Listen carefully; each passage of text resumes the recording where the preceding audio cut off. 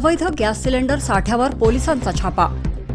यवतमाळ जिल्ह्यातील पुसद शहरातील नूर कॉलनी परिसरात घरगुती गॅस सिलेंडरची अवैधरित्या साठवणूक करून काळ्या बाजारात विक्री करणाऱ्या टोळीवर स्थानिक गुन्हे शाखेने शुक्रवारी 13 मार्चला कारवाई केली।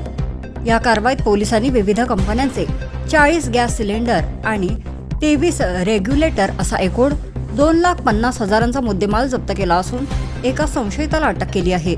या प्रकरणी पोलीस सूत्रांकडून मिळालेल्या माहितीनुसार स्थानिक गुन्हे शाखेचे पथक पुसद शहरात गस्त घालत असताना त्यांना गोपनीय बातमीदाराकडून माहिती मिळाली की सुभाष वार्डातील नूर कॉलनी परिसरात गॅस सिलेंडरची मोठी साठवणूक करून त्याची चढ्या दराने विक्री केली जात आहे।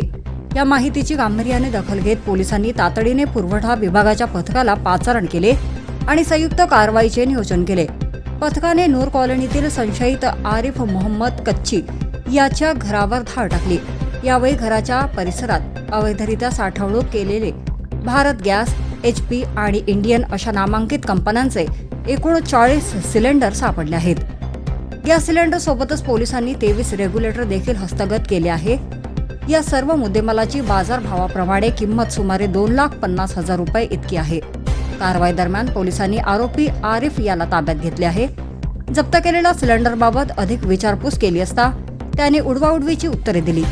या सिलेंडरचा पुरवठा नेमका कुठून होत आहे आणि यात गॅस एजन्सीच्या काही कर्मचाऱ्यांचे हात गुंतले आहेत का याचा तपास आता पोलीस करत आहेत। जिल्ह्यात घरगुती गॅस सिलेंडरचा पुरेसा साठा उपलब्ध असून नागरिकांनी कोणत्याही अफवांवर विश्वास ठेवू नये। अफवांमुळे गॅस एजन्सीवर अनावश्यक गर्दी करू नये।